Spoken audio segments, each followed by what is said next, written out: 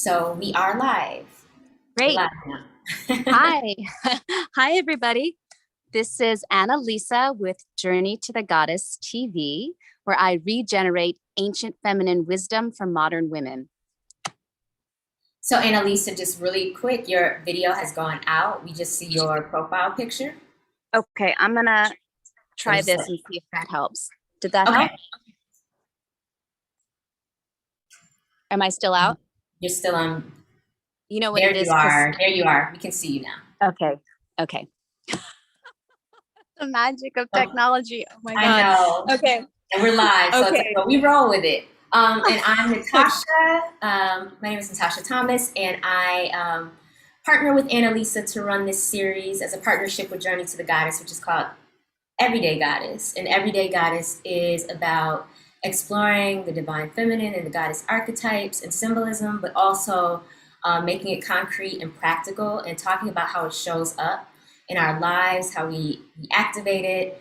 And so, yeah, we're here on Fridays sometimes. So usually the second and fourth Friday of the month. But we flow with life. And so sometimes, we have to make adjustments. But yes, we're usually here on second and fourth Fridays. So, yeah, today's topic. Yes. So today's topic, I'll just jump in for a second. We decided that we're going to play with the series of archetypes inspired by the work of Caroline Myss. And Caroline Myss is a healer. And I believe at one time she was a psychologist. I could be wrong. And she was inspired by the work of Jung. And so I'm really excited to work with her archetypes. And Natasha had brought them kind of to the table and was like, hey, let's play. And so today we're going to be talking about the archetype of the mystic and the seeker. And they kind of go hand in hand, but they're overlapping, I guess, but not the same thing. Also, a little caveat here, I'm outside. So if you hear any noises, it's just part of the ambiance today. So Natasha, do you want to go first, or do you want me to go first? Well, I think I kind of want to just as part of the foundation is to just kind of, for folks who are like, archetype, what is that? Because I think sometimes when you do work in a certain field, you just kind of take for granted that people know. But archetypes are, at least my definition of archetypes, are that they're symbols of these kind of like figures that we all embody and encounter. And they're kind of these universal figures, right? Like we universally know the mother figure, the father figure, the child, right? And so archetypes are these things, those types of things that they show up across cultures, across traditions. And so one of those, today is the mystic. There are lots of them, and we're exploring the mystic today. So I guess maybe we can start off with like what the idea of mysticism is to us, what a mystic is, and then also so I'll start there. For me, mysticism is this direct experience of spirituality.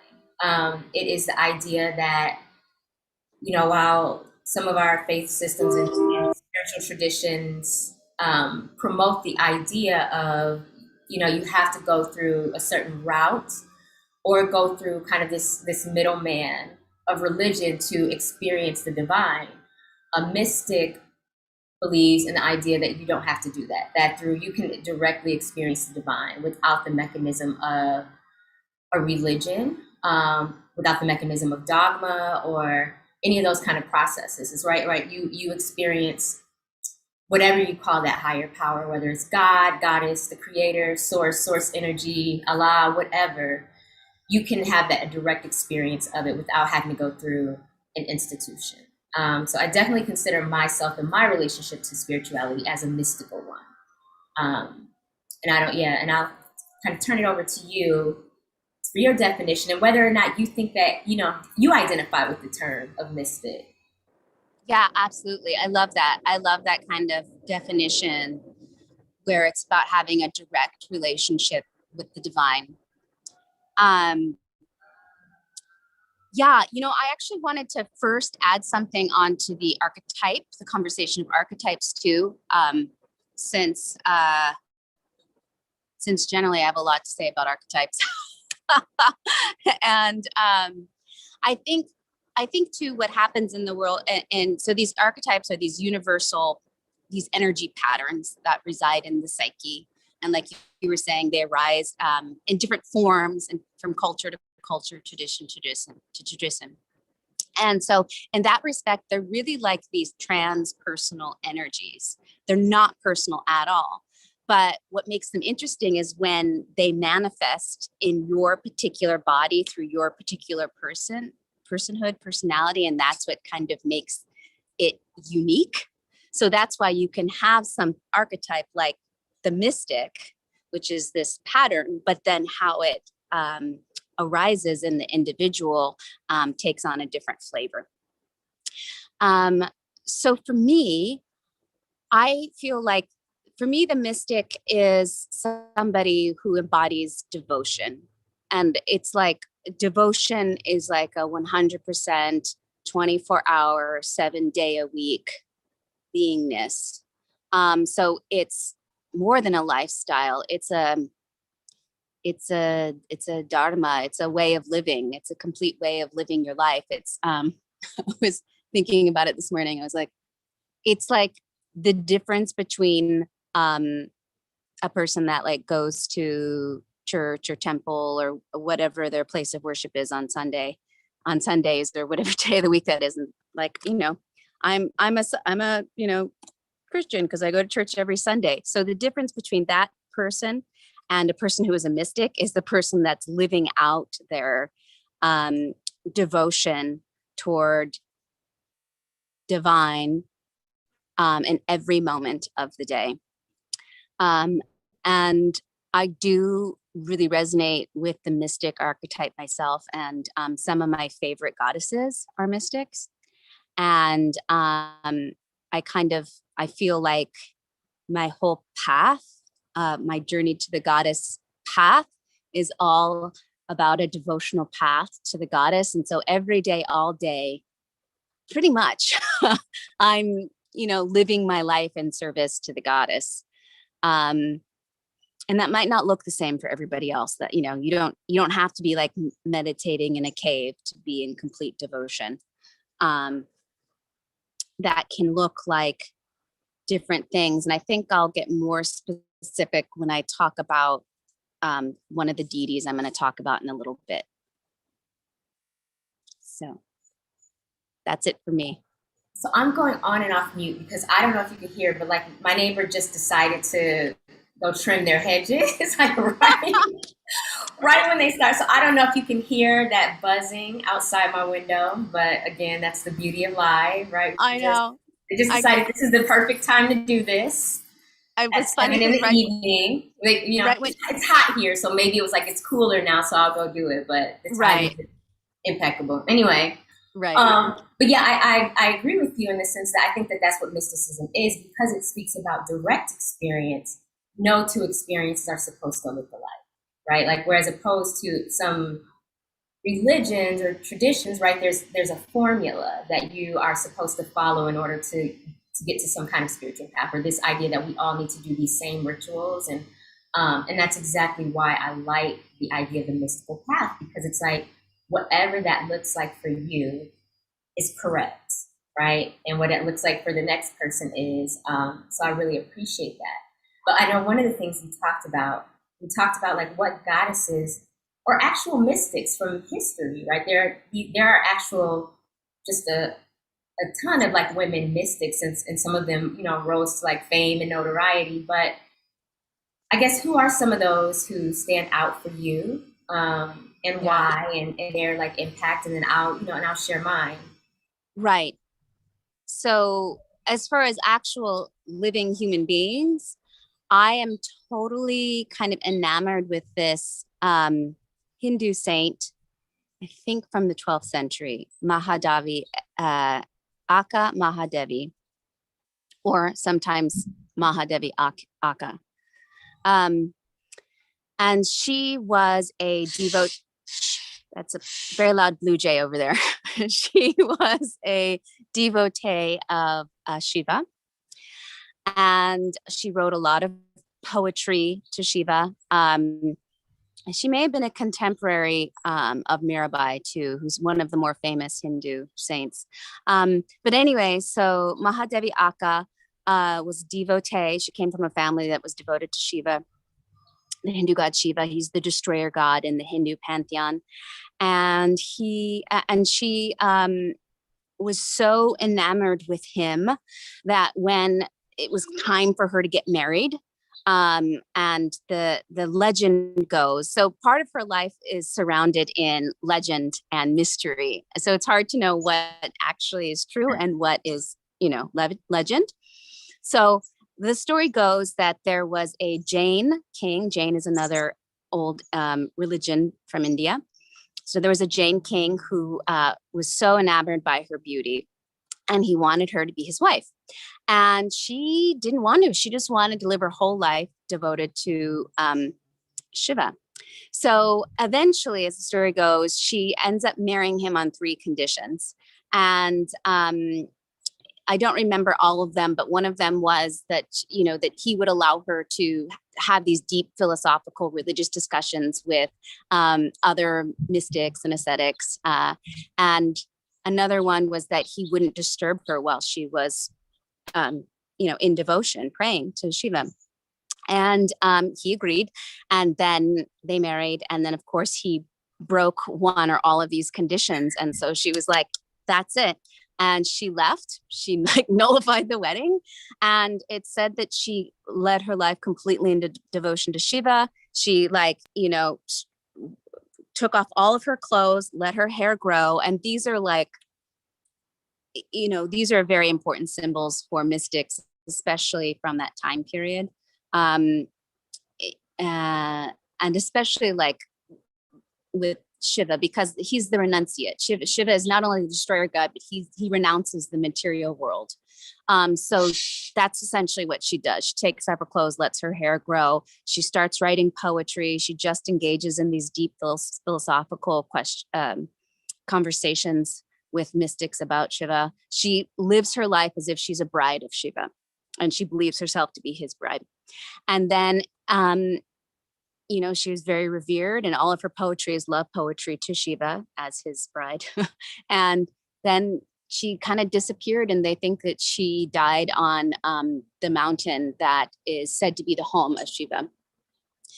And so that is one of my favorite mystics, not including Mary Magdalene, but I'll talk about her later.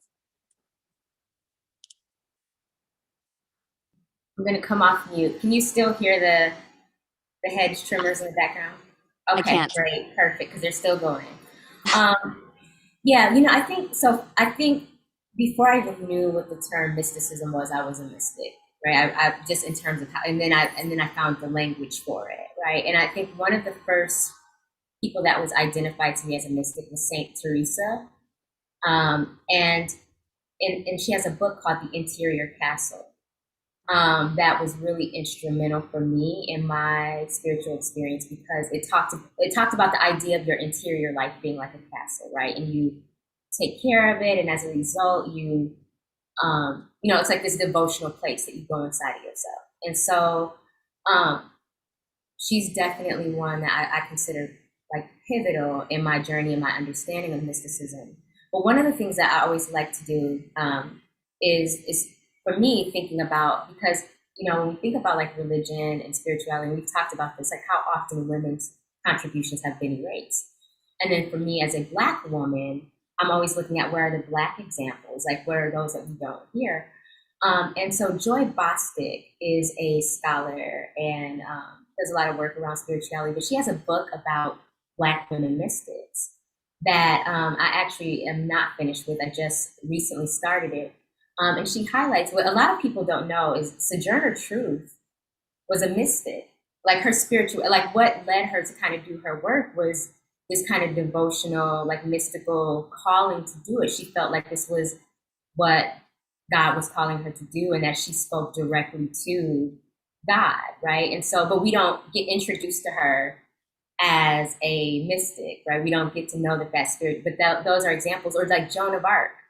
These are kind of like, and for me, because my spirituality and my devotion to social justice are so linked, I'm always happy when I can find those examples, because it is the same way for me, right? My social justice work is very much driven by what I consider a spiritual mandate, right? Like I was mandated by my higher power to do this kind of work. And so when I think about like a Sojourner Truth or a Joan of Arc and how that manifested in them, those are kind of like my examples. In addition to like, and even like, I'm not as familiar with Mirabai. I know Mirabai was like also a poet, but I think that's the case, for a lot of mystics. Like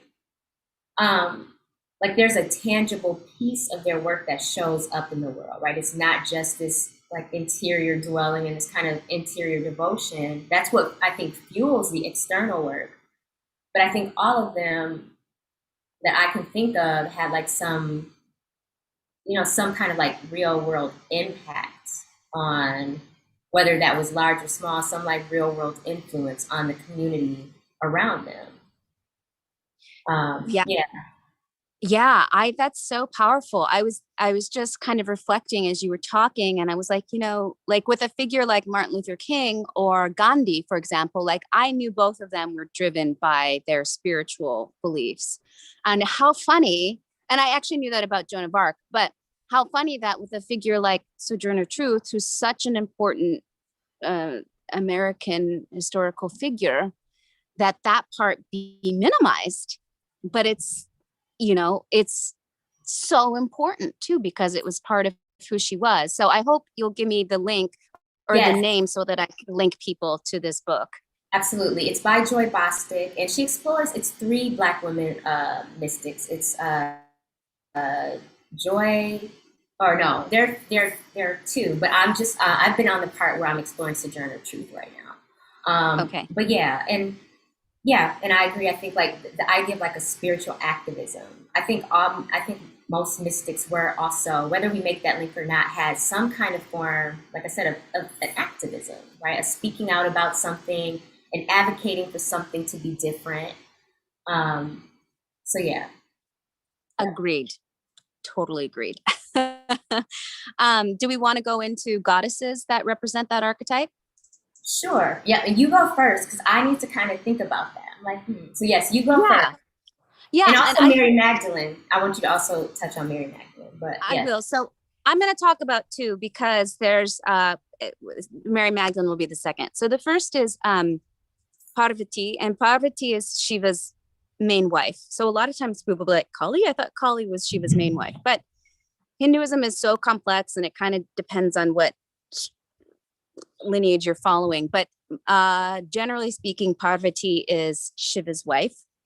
And I want to truncate the story here. So basically, like Shiva, what the destroyer god, was just like in such intense meditation, he was destroying the world with his intense meditation. And the gods were like, oh my God, we need the goddess to come down and incarnate and kind of lure him out of his, meditation. So he'll stop, destroying the world.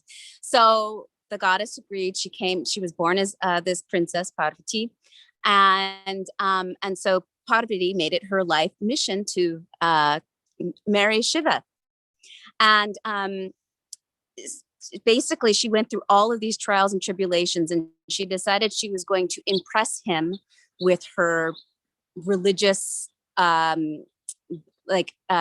asceticism, basically, and all of these different meditation techniques she did to really impress the most important yogi of all times. And I really encourage people to look up this story, because it's full of so much good stuff that I can't go into right now. And so eventually, so for her, she kind of embodies not only the mystic, but also this devotion. She is 100% devoted to Shiva in the same way that Mahadevi Akka was. And likely Mahadevi Akka was probably maybe using Parvati as kind of a model for how to behave toward Shiva. And so I kind of see their relationship in terms of this yogic practice called Bhakti Yoga, which maybe a lot of people have heard of, maybe not. And Bhakti Yoga is basically devotional yoga. And a lot of times it involves singing, but there can be other rituals too. And so like Krishna Das, right? Krishna Das, that's a good example of somebody who practices devotional bhakti music toward the divine. But in the tradition, you can also do it toward your spouse, to your children, vice versa, to your boss. I mean, it's a totally seeing the divine within all things. So that's really what I see Parvati embodying. And so eventually she lures him and they end up getting married, and then they have all like this beautiful, amazing sex and this amazing relationship. And anyway, the stories are a lot of fun. And Mary Magdalene. So the thing about Mary Magdalene is, I think, is primarily the legends and the stories made her into a mystic. So what you see in the canonical gospels, the main gospels that we get in the New Testament, we really see her as a spiritual seeker, right? And so we talking about seekers today. She's seeking, she's seeking wisdom. She's the follower of Christ. And then when we look at the Gospel of Mary, which is not included in the Bible, but which we believe is, some of her teachings, she kind of crosses that threshold from seeker into mystic. Like she, out of all the other disciples, really embodies and understands the teachings at such a deep cellular level in the way that the other disciples do not. And then of course there's all these gendered problems because they're like, why would he tell a woman this and not us? And well, I think it was mainly Peter. Yeah, Peter was the main one. And then by the time we get to the Middle Ages and we start to get some of the like major stories of this, I think it's called the hagiographies. It's like the stories of the saints. Mary Magdalene becomes a complete mystic, and it's believed that's where we get all the legends about France and her, fleeing Israel on a boat without oars, and she magically ends up on the shores of France, and she teaches there the inhabitants who were pagans at the time. I think pagan can't, okay. And when I say pagans at the time, I don't mean that in a derogatory term. It just means they were polytheistic. And I have much respect for pagans today. And so she taught them, the inhabitants, the word of Christ. And then it said that she retired to this cave in La Sainte-Baume in today's Provence, where she was an ascetic. She didn't eat. She just spent all day meditating on the teachings of Christ and, in my view, loving him. And several times a day, the angels were said to come to the cave and lift her up to heaven to receive some kind of spiritual manna or spiritual food. And she lived that way for 30 years until she died. Mm-hmm. So that is where we can see we can use her also, or we can look at her as a model of mysticism from that tradition as well. Yeah. Well, I'm going to request that I don't know, and you've probably shared it on your channel before, right? But yes, that's a whole like treasure trove of information that most of us don't have about Mary Magdalene, right? I know that that's right. Like so many of us are familiar with her as a biblical figure and, maybe a little bit outside of that, but to the extent of like knowing that full. So I think, I guess whatever resources, whether they're books or things that kind of like, and I'm sure that, like I said, that's probably been shared on your channel before, but I think maybe linking it, down below when people are reading on this one, they can see it. Yeah. I think what I'll do is I'll leave a few references, and then I don't think I've made a video on all of those points kind of in one video. So I'll make a video like that, and then soon, and then I'll put it up and link it here. But there's something that I think is, and so when I guess to answer that question about goddesses and mysticism, I think why I struggle with that is because I consider like all God, the whole goddess like tradition as mystical, right? And so it's hard to think about who might embody that very specifically. I Yeah. think in thinking about it, there are two that kind of popped up for me. So one is Guan Yin or Guan Yin, or just kind of depending on how you pronounce it. But she's a Chinese Buddhist goddess of compassion, and it's this idea of like you call upon Guan Yin to in dark times, right, when you are in need of like this kind of like compassion, and the mythology around her is that like immediately when you call upon her, you feel some measure of relief, right? Like some kind of. But she also is considered the goddess of bodhisattvas, and that in Buddhism is this concept of it's connected to reincarnation, right? And that as souls, we keep reincarnating until we learn our lessons, and then we evolve into a different realm. Well, people who take the bodhisattva vow basically say, I will keep coming back and incarnating until we all get there, and I will keep coming back and like teaching, and like basically helping the rest of humanity evolve, even though I don't have to because I've kind of already gone on. And so for me, that's a form of mysticism because, as you highlighted, mysticism also involves a deep devotion, like all of the mystics that we talked about. Like there's the direct relationship with a higher power, but it feels akin to like a lover relationship, and I think that that's why so much in mysticism you hear that kind of like language that you hear in romantic relationships, like terms like the beloved being used to describe God, or like there's this, and I know for me there are times where it really does feel the relationship is very tangible like that, like it would be with like someone that I had a deep intimacy with.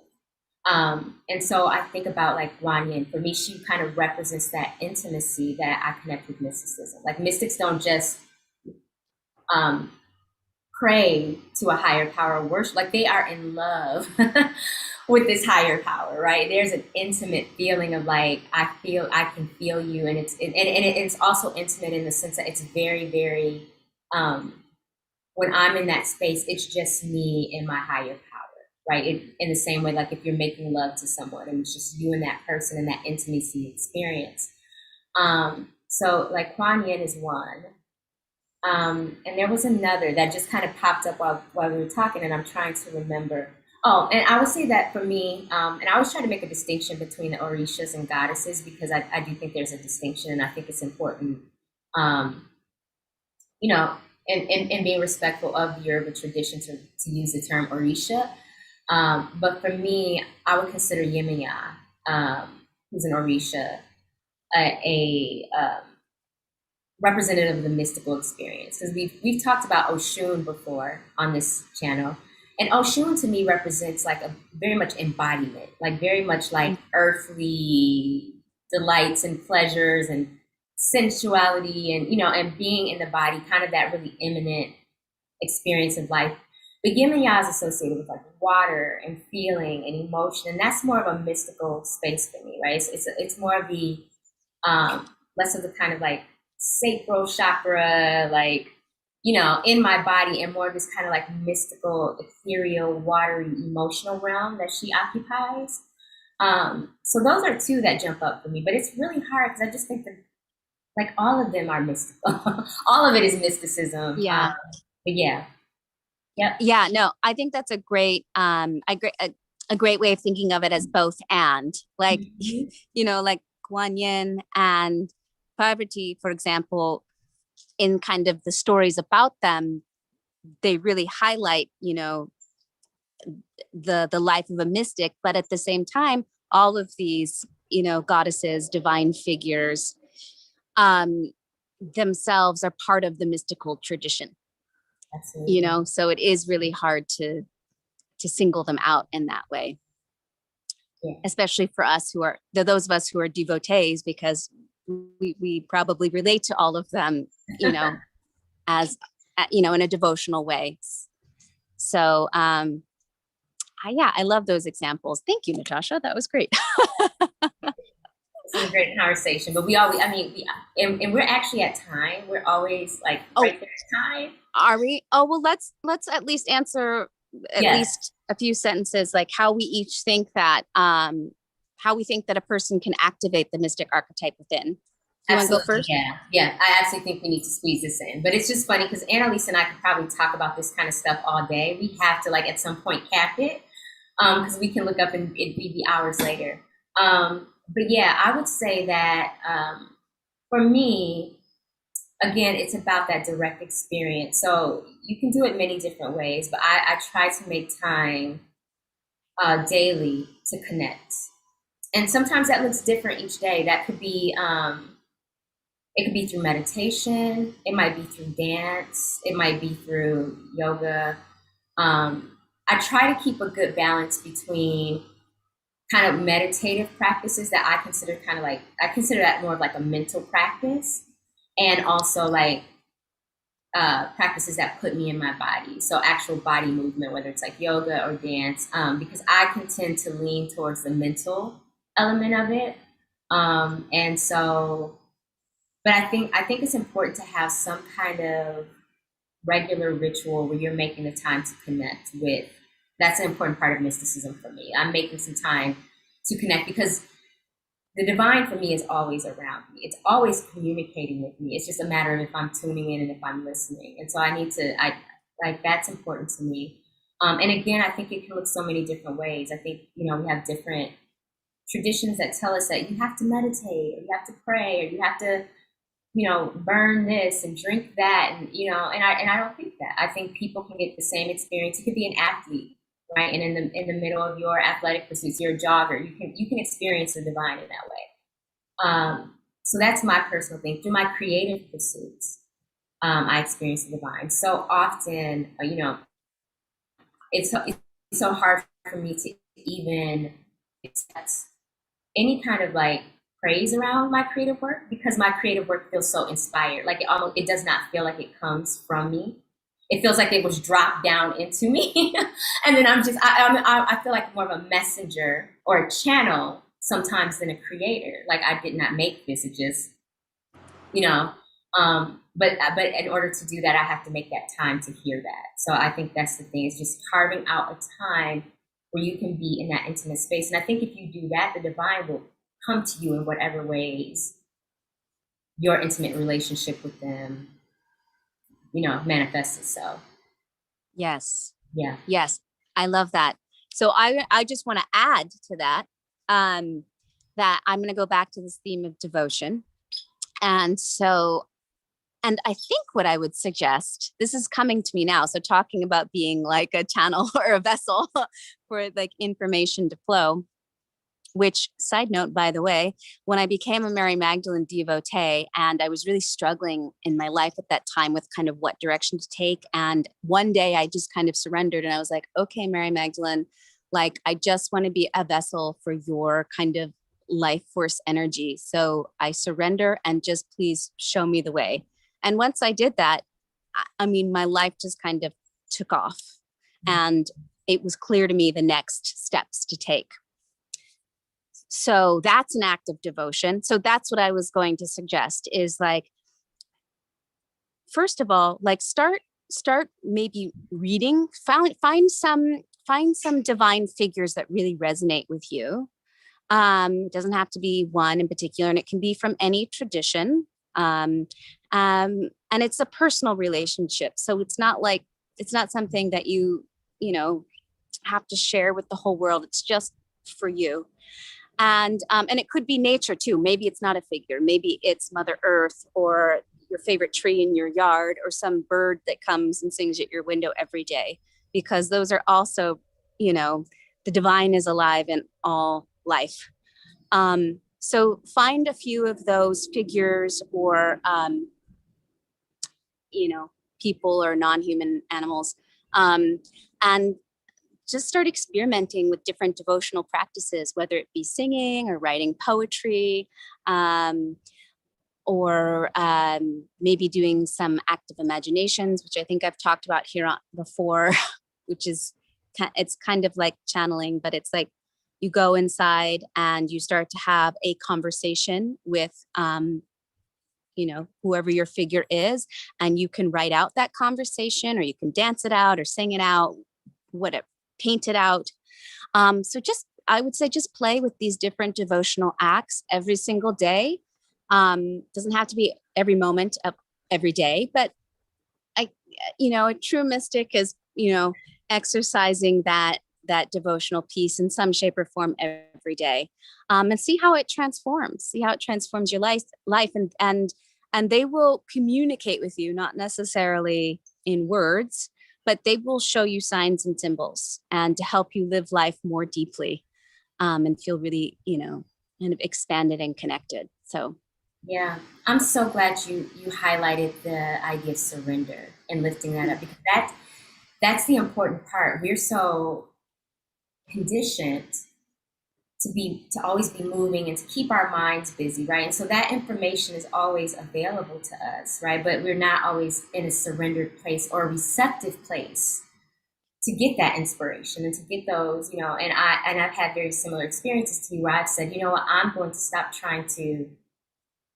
control the flow of this, right? Like, I'm just going to surrender to this process. And that is exactly when those things that I've been needing or looking for come flooding in, when I put myself in a receptive state to receive it, which tells me it's always available, right? It's just a matter of me, sitting down, shutting up, and being still for a few minutes. Letting it flow. Letting it come. It's like, it's here. Like, we're trying to give it to you. So I think that's such an important part of it. I'm glad that you highlighted that. And I love that,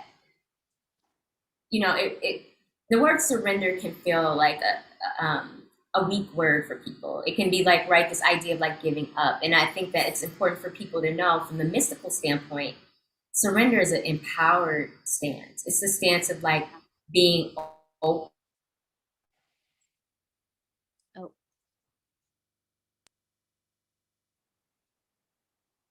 Uh-oh. Natasha, you're frozen. I don't know if you're frozen. Oh, you froze for a minute.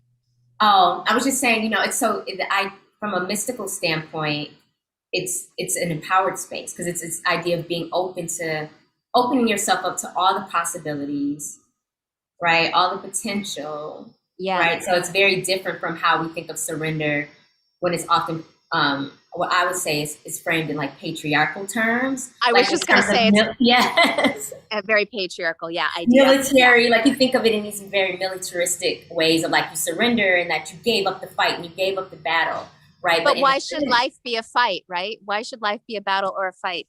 Right. But like from the divine feminine and the goddess tradition, surrender is an opening to allow all possibility to flood in. And for me, I've never been more empowered or more able to like manifest the things that I want, or like to see than when I'm surrendered to. Right. Mm-hmm. Exactly. I find that I can really take inspired action once I've surrendered to the flow. Yeah. But every time I'm trying to force my own will and what I think I want into my life, there's always roadblocks. Resistance. Yep. There's always I experience the same thing when I'm like, I'm trying to force this. I get met with resistance, and there's so many times where I just take my hands off the wheel, and I get what I need. Yes, exactly. But that is such a. Can you hear my, I think that might be our cue, because they're out there doing some serious landscaping today. They're determined to like, okay.